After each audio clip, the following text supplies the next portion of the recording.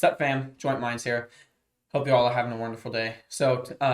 You guys have probably been keeping up with the Olympics controversy and Simone Biles dropping out, and there's a lot of things actually controversial about this Olympic Games. And someone actually recommended to us that we watch the Shapiro Reacts video about Simone Biles. Here we are doing that. So if you guys enjoyed this video, be sure to like and subscribe. And if you guys enjoy more of our or if you guys want to follow us on social media, links are in the description below. Alrighty. Biles a hero, or is she a villain? These apparently are the only two sides you can take in the ongoing Simone Biles controversy. So apparently, what happened with Simone Biles, according to the New York Times, Simone Biles lost her way midair while vaulting in the women's team final in the Olympics on Tuesday, then suddenly exited the competition saying she wasn't mentally prepared to compete. She started propelling herself in the air, and then she sort of got lost in the air, and she ended up landing on her feet, but she was completely lost in the air. Minutes later, USA Gymnastics confirmed Biles had withdrawn from the competition, leaving the U.S. without its highest scoring gymnast. Biles said, "I just felt like it would be a bit better to take a back seat and work on my mindfulness. I didn't want to risk the team a medal for kind of my screw-ups because they've worked way too hard for that." Of course, she is widely considered the greatest gymnast of all time because she's done things in competition that nobody else has even attempted. Last part, where it's okay to sit out the big competitions to focus in on who you are and your mindfulness. What you should have said is, "I was suffering aerial disorientation. I lost my ability to know where I was in the air, and that's dangerous," right? That would actually be understandable, but the way that she is phrasing that obviously is not super understandable. That I lost, and my mindfulness was lost, and you need to sit out and take care of who you are. Okay, so a couple of things. So some people on the right have been blasting Simone Biles, including people I'm friends with. Clay Travis, for example, has been going after Simone Biles and saying, she choked here. And by the way, by any sports standard, she did, right? She's a competitor. Every competitor in sport and every other area of life is a competitor and also a person. So you can understand where they're coming from personally if they withdraw from a competition. But it is fair to say that if LeBron James were in Game 7 of the NBA Finals, and after quarter one, he said, "You know what? I just don't have it today. I don't have it. I'm out. I'm going to leave this team. They're on their own." People would say, like, "Whoa, that is a massive choke by LaFlop," right? That would have been the way that people treated it. Male athletes aren't treated this way. If Tom Brady did that in the Super Bowl, he threw a couple interceptions in the first quarter. He said, "Okay, I'm throwing it to my backup." Everybody would be like, "Wow, that is a massive all-time pull-out choke." Ben's basically saying that he doesn't believe like Simone Biles' excuse that it's like that she dropped out for her mental health when really he believes that she choked.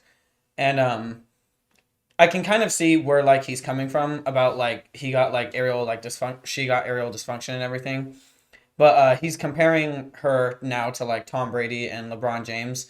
And the thing is that he's trying to say that if LeBron missed a few like 3-pointers or if Tom Brady threw a few interceptions, like if they dropped out, like everyone would call that choking. But the thing is with gymnastics, when you're in the air like that and you fall the wrong way, you can absolutely like break your neck.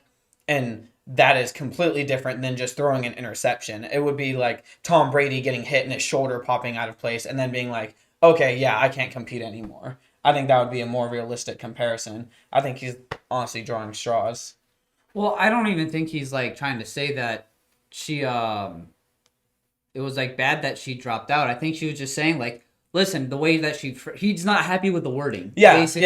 yeah. No, I don't he's think just trying to be nitpicky and just everybody was Ben Shapiro. yeah. This guy just like, "Oh, she did this, she did that," and just bullying people into his beliefs, But I don't think he's necessarily saying that her dropping out like is like I don't think he's really attacking her dropping out, but he's attacking her like wording and reasoning, Yeah, But I mean, he's also not happy that people are like trying to praise her for like trying to take care of herself, essentially. Yeah. Which is like, I can understand why people are, but at the same time, it's like, I kind of agree with him. Yeah. Like, you don't really need to praise somebody for being responsible for themselves. That's what we should all be doing as people in general. So, I don't know. He's also comparing like throwing a couple of mistakes in a football game or a basketball game to your mental health, which is equally important to your physical health.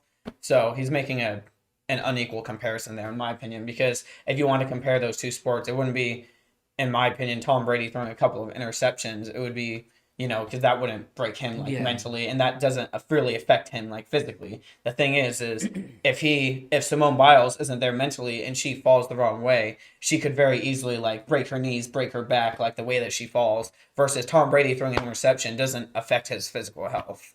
Okay, so when it comes to the sort of bravery point, it is amazing how, again, bravery has shifted. Bravery is now authenticity. You're the bravest person, not if you do something for your teammates, not if you do something for your country. You're the bravest if you find yourself, if you find your inner peace. That is true bravery. Bravery and decency, all of it lies in authenticity. Well, that is not a real standard for bravery. It isn't.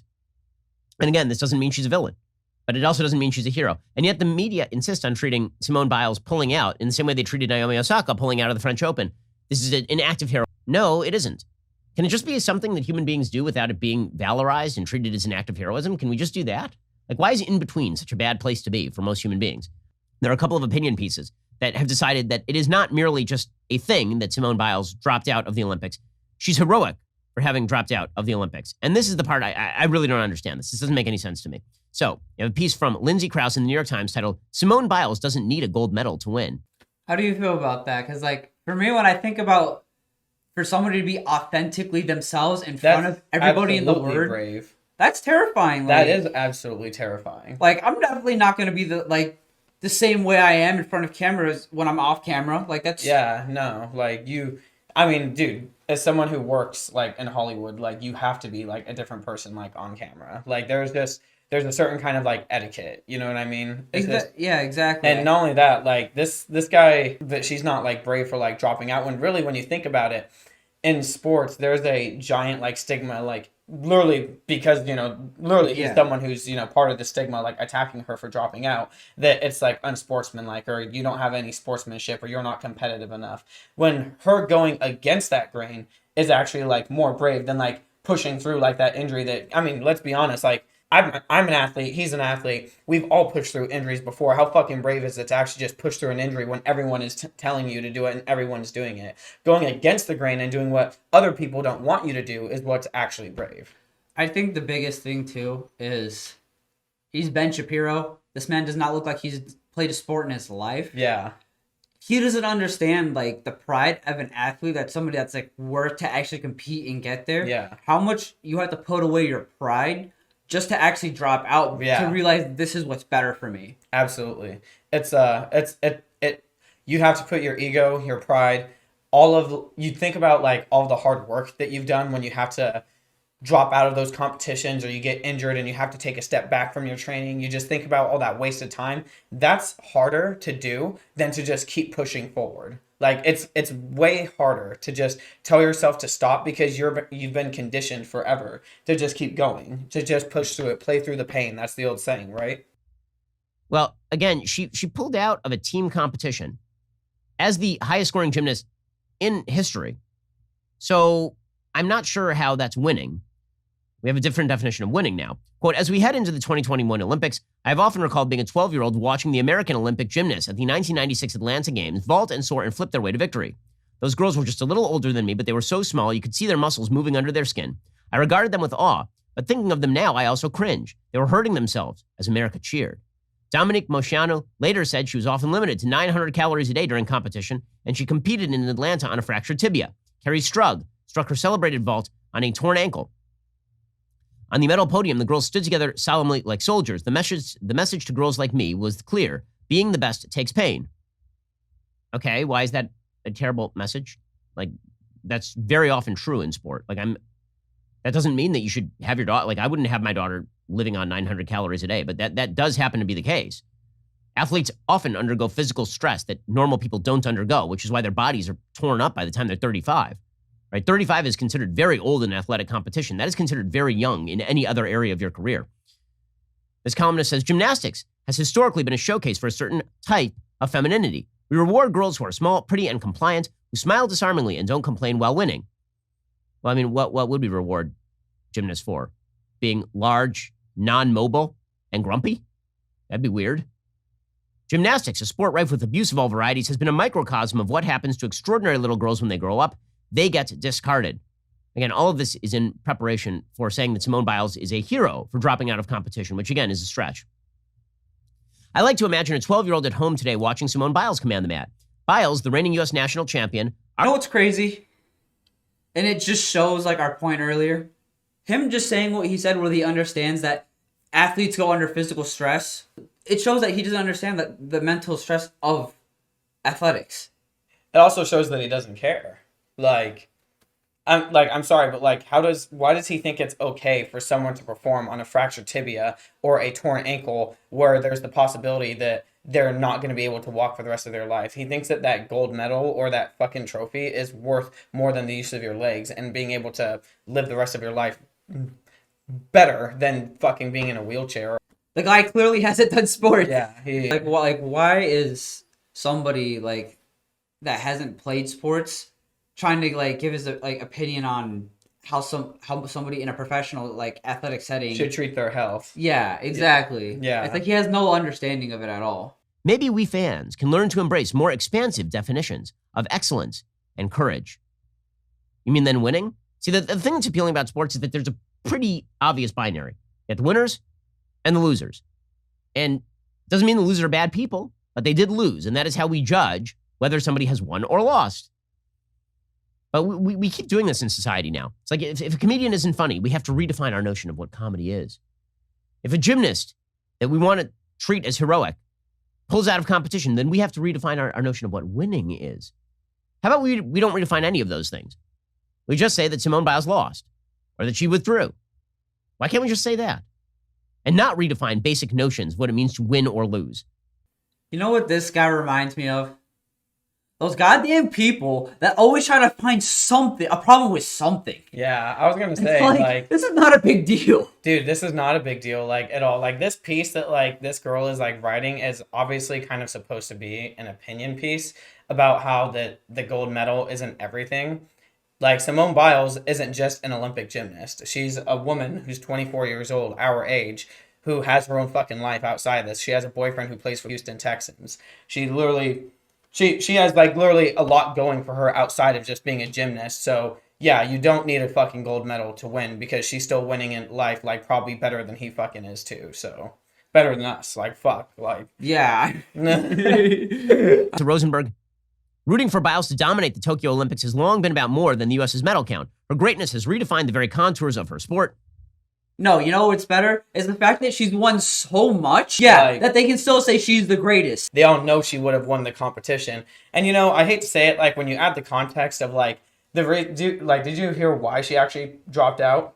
I heard it just from, like, she wasn't in her, like, right mind. It was revealed that her aunt had passed away, literally, like, the night before.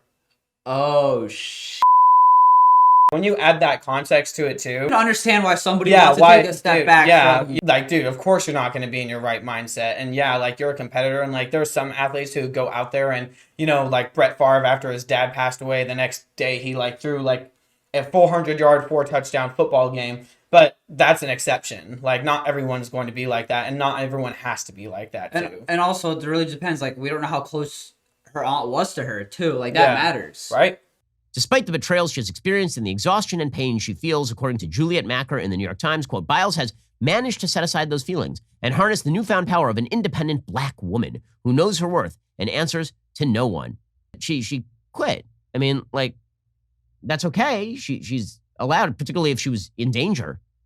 But why is that better? She can't be winning. She can't be doing good in life. She quit. She quit. Alyssa Rosenberg concludes, sports may strike blows against ills like racism, and individuals can deliver biting reprimands to institutions. But athletes can't do the painful work of social change alone. And their only tools aren't perfectly executed vaults or dominant tennis sets. There can be greatness, too, in saying no. Why? It's great to say no because you're going against the conditioning and the societal pressures that have been placed upon you the entire time you've been in that sport. That's why, like, it's great. That's why it's brave, is because there's literally everyone around you, your coaches, your family, telling you, you can do it again. Like, go up there, get up there. And you have to be the one to make that call against all those thousands of people, against all your fans, and put your health as a priority over their reactions. Well, guys, it just sounds like Ben Shapiro just repeating himself over and over again. If you guys want to actually see the full video and, like, see everything else that he said, the link will be in the description below. But if you guys enjoyed the video, please leave a like. Tell us what your thoughts are on Ben's opinions, and then subscribe to see more of our content. See you guys later. Peace.